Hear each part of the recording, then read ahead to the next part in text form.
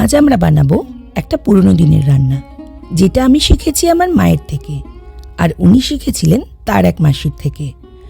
নমস্কার বন্ধুরা, welcome to পরি রান্নাঘর। আমাদের আজকের রান্না মাছের মাথা দিয়ে ঝিঙে কুমড়োর ছেচকি।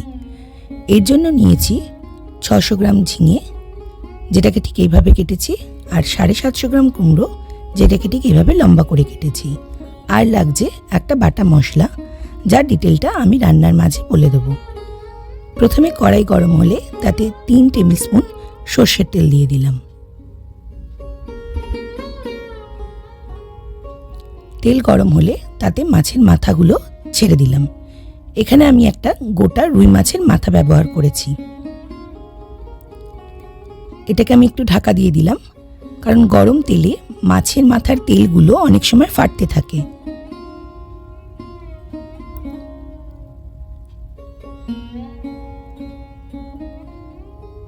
এটাকে উল্টে পাল্টে ভেজে এবার আমি তুলে নেব।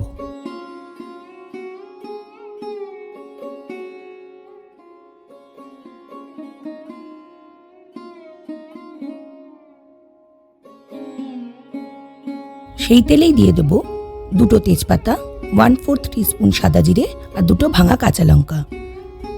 এখান থেকে গন্ধ বেরোলেই সঙ্গে সঙ্গে দিয়ে দেবো 1/4 টিস্পুন রাঁধুনি, আর তার সঙ্গে সঙ্গেই দিয়ে দেবো বেটে রাখা মশলাটা।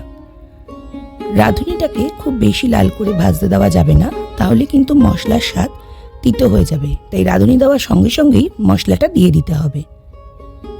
এবার এতে আমি কুমড়োগুলো ছেড়ে দেব।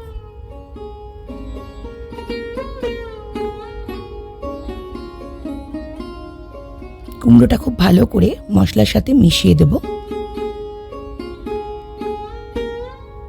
আমি প্রথমে তেলে যে মশলাটা দিয়েছিলাম তাতে 1.5 ইঞ্চি আদা, 1 টিস্পুন সাদা জিরে ও 1.5 টিস্পুন রাঁধুনি একসঙ্গে পেস্ট করা ছিল।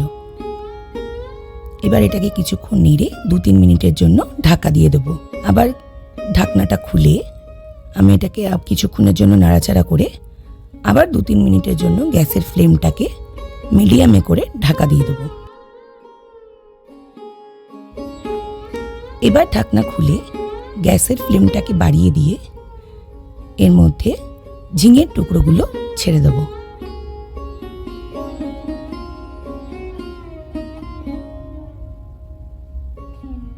এবার এটাকে খুব ভালো করে মিশিয়ে দেব।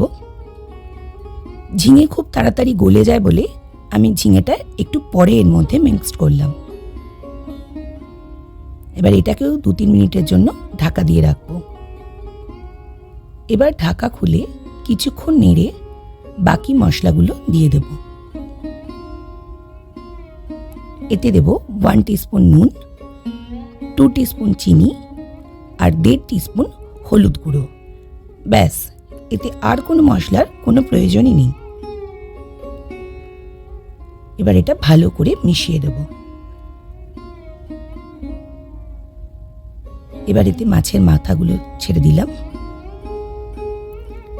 যে টুকরোগুলো বড় ছিল সেই টুকরোগুলোকে একটু ভেঙে ভেঙে দেব, যাতে সবজির সাথে এটা ভালো করে মিক্সড হয়ে যায়।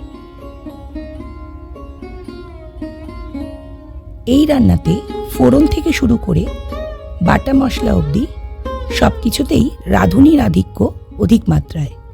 তাই চিরাচরিত ছেচকি থেকে এর স্বাদ এবং সুগন্ধ একদম আলাদা। আপনাদের যদি এই ভিন্ন স্বাদের রান্নাটা ভালো লেগে থাকে তাহলে প্লিজ এই ভিডিওটাকে লাইক করে দেবেন, আর আমার এই চ্যানেলটাকে সাবস্ক্রাইব করে দেবেন। মাছের মাথাটা সবজির সাথে একদম ভালোভাবে মিক্সড হয়ে গেছে। রেডি হয়ে গেছে আমার আজকের রান্না। মাছের মাথা দিয়ে ঝিঙে কুমড়োর ছেচকি রেডি।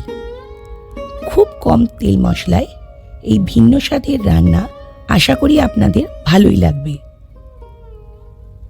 তাহলে আপনারা একবার বানিয়ে নিন আর আমাকে জানাবেন কেমন লাগলো আপনাদের এই পুরনো দিনের রান্না।